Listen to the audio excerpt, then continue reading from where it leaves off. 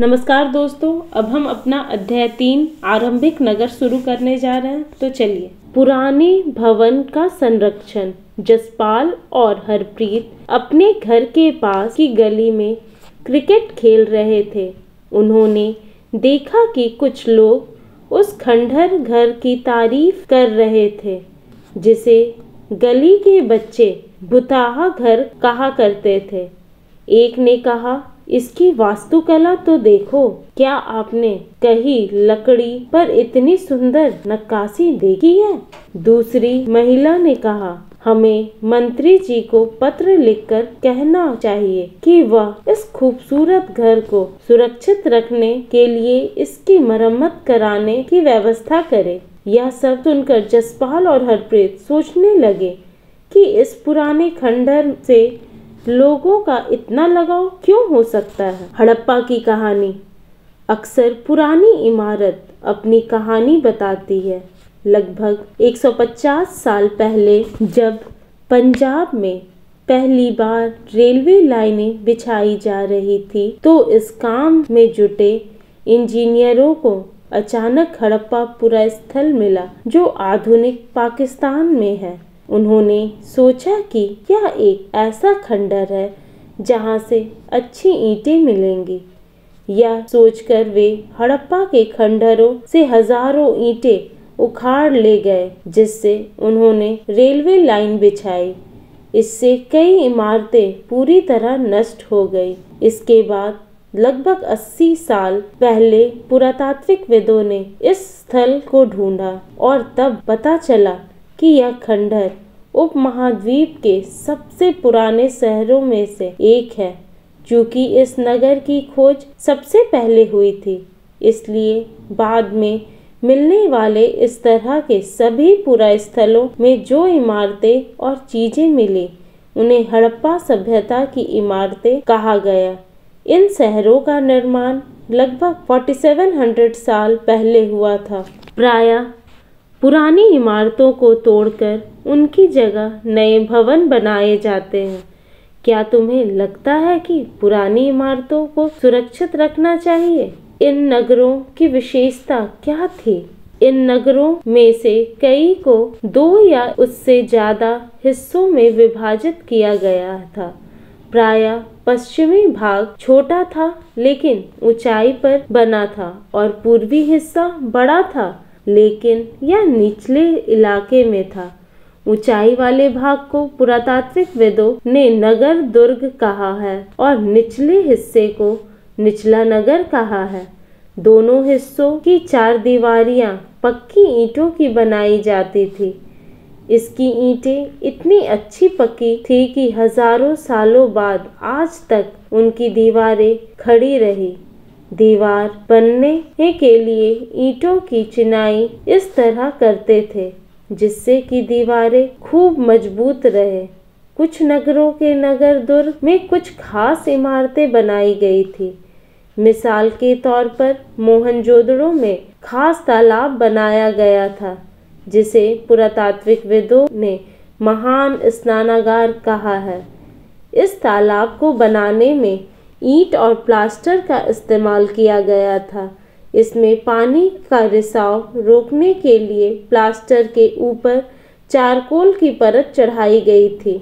इस सरोवर में 2 तरफ से उतरने के लिए सीढ़ियां बनाई गई थी और चारों ओर कमरे बनाए गए थे।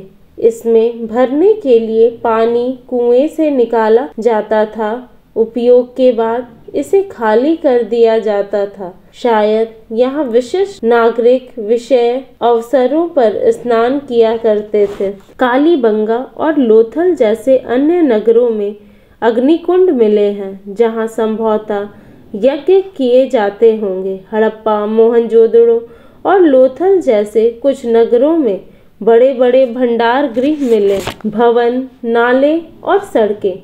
इन नगरों के घर आमतौर पर 1 या 2 मंजिले होते थे। घर के आंगन के चारों ओर कमरे बनाए जाते थे। अधिकांश घरों में एक अलग स्नानघर होता था और कुछ घरों में कुएं भी होते थे। कोई नगरों में ढके हुए नाले थे। इन्हें सावधानी से सीढ़ी लाइन से बनाया जाता था। हर नाली में हल्की ढलान होती थी ताकि पानी आसानी से बह सके।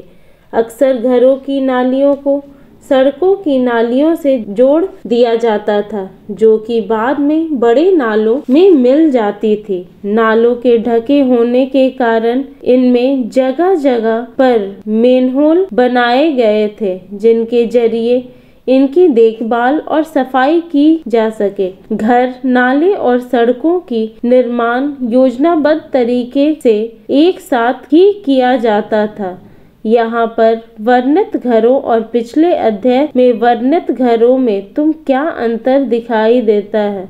कोई दो अंतर बताओ। नगरीय जीवन। हड़प्पा के नगरों में बड़ी हलचल रहा करती होगी। यहाँ पर ऐसे लोग रहते होंगे जो नगर की खास इमारतें बनाने की योजना में जुटे रहते थे। ये संभवतः यहाँ के शासक थे। यह भी संभव है कि ये शासक लोगों को भेजकर दूर दूर से धातु, बहुमूल्य पत्थर और अन्य उपयोगी चीजें मंगवाते थे। शायद शासक लोग खूबसूरत मनकों तथा सोने चांदी से बने आभूषणों जैसे कीमती चीजों को अपने पास रखते होंगे। इन नगरों में लिपिक भी होते थे जो मोहरों पर तो लिखते ही थे और शायद अन्य चीजों पर भी लिखते होंगे जो बच नहीं पाई हैं। इसके अलावा नगरों में शिल्पकार स्त्री पुरुष में रहते थे जो अपने घरों या किसी उद्योग स्थल पर तरह तरह की चीजें बनाते होंगे। लोग लंबी यात्राएं भी करते थे और वहां से उपयोगी वस्तुएं लाते थे और साथ ही लाते थे सुदूर देशों की किस्से कहानियां। मिट्टी से बने कई खिलौने भी मिले हैं जिनसे बच्चे खेलते होंगे। नगर में रहने वाले लोगों की एक सूची बनाओ। क्या इसमें से कुछ ऐसे लोग हैं जो मेहरगढ़ जैसे गांवों में रहते थे? नगर और नए शिल्प। आओ अब कुछ ऐसी चीजों के बारे में अध्ययन करें जो हड़प्पा के नगरों से प्राप्त हुई है। पुरातात्विकविदों को जो चीजें वहां मिली है उनमें अधिकतर पत्थर, शंख, तांबे, कांसे, सोने और चांदी जैसी धातुओं से बनाई गई थी। तांबे और कांसे से औजार, हथियार, गहने और बर्तन बनाए जाते थे। सोने और चांदी से गहने और बर्तन बनाए जाते थे। यहाँ मिली सबसे आकर्षक वस्तुओं में मनके, बाट और फलक है। हड़प्पा सभ्यता के लोग पत्थर के मोहरे बनाते थे। इन आयताकार मोहरों पर सामान्यतः जानवरों के चित्र मिलते हैं। हड़प्पा सभ्यता के लोग काले रंग से डिजाइन किए खूबसूरत लाल मिट्टी के बर्तन बनाते थे। देखें पृष्ठ 61। अध्याय 2 में तुमने जिन गांवों के बारे में पढ़ा, क्या वहां भी धातु का उपयोग हुआ था? क्या वे पत्थर के बाट बनाते थे? संभवतः 7000 साल पहले मेहरगढ़ में कपास की खेती होती थी। मोहनजोदड़ो से कपड़े के टुकड़े के अवशेष, चांदी की एक फूलदान के ढक्कन तथा कुछ अन्य तांबे की वस्तुएं से चिपके हुए मिले हैं। पक्की मिट्टी तथा फ्लायंस से बनी तकलिया सूत कटाई का संकेत देती है। इनमें से अधिकांश वस्तुओं का निर्माण विशेषज्ञों ने किया था। विशेषज्ञ उसे कहते हैं जो किसी खास चीज को बनाने के लिए खास प्रशिक्षण लेता है, जैसे पत्थर तराशना, मनके चमकाना या फिर मोहरों पर पच्चीकारी करना आदि। पृष्ठ 28 पर चित्र देखो कि मूर्ति का चेहरा कितने आकर्षक ढंग से बनाया गया और उसकी दाढ़ी कितनी अच्छी तरह दिखाई गई है। यह किसी विशेषज्ञ मूर्तिकार का ही काम हो सकता है। हर व्यक्ति विशेषज्ञ नहीं हो सकता था। हमें यह पता नहीं है कि क्या सिर्फ पुरुष ही ऐसे कामों में प्रशिक्षण हासिल करते थे या फिर केवल महिलाएं ही। शायद कुछ महिलाएं और पुरुष दोनों ही इस काम में दक्ष थे। कच्चे माल की खोज में। कच्चा माल उन पदार्थों को कहते हैं जो या तो प्राकृतिक रूप में मिलते हैं या फिर किसान या पशुपालक उनका उत्पादन करते हैं, जैसे लकड़ी या धातुओं के अयस्क प्राकृतिक रूप से उपलब्ध कच्चे माल है। इनसे फिर कई तरह की चीजें बनाई जाती है। मिसाल के तौर पर किसानों द्वारा पैदा किए गए कपास को कच्चे माल कहते हैं, जिससे बाद में कताई बुनाई करके कपड़ा तैयार किया जाता है। हड़प्पा में लोगों को कई चीजें वहीं मिलती थी, लेकिन तांबा, लोहा, सोना, चांदी और बहुमूल्य पत्थरों जैसे पदार्थों का वे दूर दूर से आयात करते थे। हड़प्पा के लोग तांबे का आयात संभवतः आज के राजस्थान से करते थे। यहाँ तक कि पश्चिम एशियाई देश ओमान से भी तांबे का आयात किया जाता था। कांसा बनाने के लिए तांबे के साथ मिलाई जाने वाली धातु टिन का आयात आधुनिक ईरान और अफगानिस्तान से किया जाता था। सोने का आयात आधुनिक कर्नाटक और बहुमूल्य पत्थर का आयात गुजरात, ईरान और अफगानिस्तान से किया जाता था। नगरों में रहने वालों के लिए भोजन। नगरों के अलावा गांवों में भी रहते थे। वे अनाज उगाते थे और जानवर पालते थे। किसान और चरवाहे ही शहरों में रहने वाले शासकों, लेखकों और दस्तकारों को खाने के सामान देते थे। पौधों के अवशेषों से पता चलता है कि हड़प्पा के लोग गेहूं, जौ, दालें, मटर, धान, तिल और सरसों उगाते थे। जमीन की जुताई के लिए हल का प्रयोग एक नई बात थी। हड़प्पा काल के हल तो नहीं बच पाए हैं, क्योंकि वे प्रायः लकड़ी से बनाए जाते थे, लेकिन हल के अलावा आकार के खिलौने मिले हैं। इस क्षेत्र में बारिश कम होती है, इसलिए सिंचाई के लिए लोगों ने कुछ तरीके अपनाए होंगे। संभवतः पानी के संचय किया जाता होगा और जरूरत पड़ने पर उससे फसलों की सिंचाई की जाती होगी।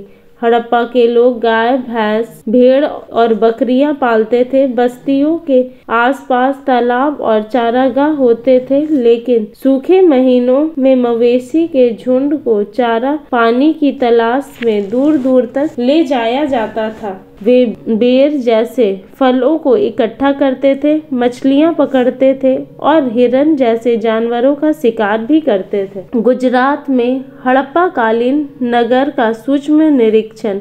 कच्छ के इलाके में खदीर बेत के किनारे धौलावीरा नगर बसा था। वहाँ साफ पानी मिलता था और जमीन उपजाऊ थी। जहाँ हड़प्पा सभ्यता के कई नगर 2 भागों में विभक्त थे, वहीं धौलावीरा नगर को 3 भागों में बांटा गया था। इसके हर हिस्से के चारों ओर पत्थर की ऊंची ऊंची दीवार बनाई गई थी। इसके अंदर जाने के लिए बड़े बड़े प्रवेश द्वार थे। इस नगर में एक खुला मैदान भी था, जहाँ सार्वजनिक कार्यक्रम आयोजित किए जाते थे। यहाँ मिले कुछ अवशेषों से हड़प्पा लिपि के बड़े बड़े अक्षरों को पत्थरों में खुदा पाया गया है। इन अभिलेखों को संभवतः लकड़ी में जड़ा गया था। यह एक अनोखा अवशेष है, क्योंकि आमतौर पर हड़प्पा के लोग मुहर जैसी छोटी वस्तुएं पर पाए जाते हैं। गुजरात की खंबात की खाड़ी में मिलने वाली साबरमती की एक उपनदी के किनारे बसा लोथल नगर ऐसे स्थान पर बसा था, जहां कीमती पत्थर जैसे कच्चा माल आसानी से मिल जाता था। यह पत्थरों, शंखों और धातुओं से बनाई गई चीजों का एक महत्वपूर्ण केंद्र था। इस नगर में एक भंडार गृह भी था। इस भंडार गृह से कई मोहरे और मुद्रांकन या मुहरबंदी मिले हैं। यहाँ पर एक इमारत मिली है, जहाँ संभवतः मनके बनाने का काम होता था। पत्थर के टुकड़े, अबंधे मनके बनाने वाले उपकरण और तैयार मनके भी यहाँ मिले हैं। सभ्यता के अंत का रहस्य। लगभग 3900 साल पहले एक बड़ा बदलाव देखने को मिलता है। अचानक लोगों ने इन नगरों को छोड़ दिया, लेकिन मुहर और बाटों का प्रयोग बंद हो गया। दूर दूर से कच्चे माल का आयात काफी कम हो गया। मोहनजोदड़ो में सड़कों पर कचरे के ढेर बनने लगे। जल निकाय प्रणाली नष्ट हो गई और सड़कों पर ही झिंगनुमा घर बनाए जाने लगे। यह सब क्यों हुआ, कुछ पता नहीं। कुछ विद्वानों का कहना है कि नदियां सूख गई थी, अन्य का कहना है कि जंगलों का विनाश हो गया था। इसका कारण ये हो सकता है कि ईंटें पकाने के लिए ईंधन की जरूरत पड़ती थी। इसके अलावा मवेशी के बड़े बड़े झुंडों से चारागाह और घास वाले मैदान समाप्त हो गए होंगे। कुछ इलाकों में बाढ़ आ गई, लेकिन इस कारणों से यह स्पष्ट नहीं हो पाता कि सभी नगरों का अंत कैसे हो गया, क्योंकि बाढ़ और नदियों के सूखने का असर कुछ ही इलाकों पर हुआ होगा। ऐसा लगता है कि शासकों का नियंत्रण समाप्त हो गया। जो भी हुआ हो, परिवर्तन का असर बिल्कुल साफ दिखाई देता है। आधुनिक पाकिस्तान के सिंध और पंजाब की बस्तियां उखड़ गई थी। कई लोग पूर्व और दक्षिण के इलाकों में नई और छोटी बस्तियों में जाकर बस गए। इसके लगभग 1400 साल बाद नए नगरों का विकास हुआ। इसके बाद में तुम अध्याय 5 और 8 पढ़ोगे। धन्यवाद दोस्तों। प्लीज़ मेरे चैनल को लाइक, सब्सक्राइब और शेयर कीजिएगा।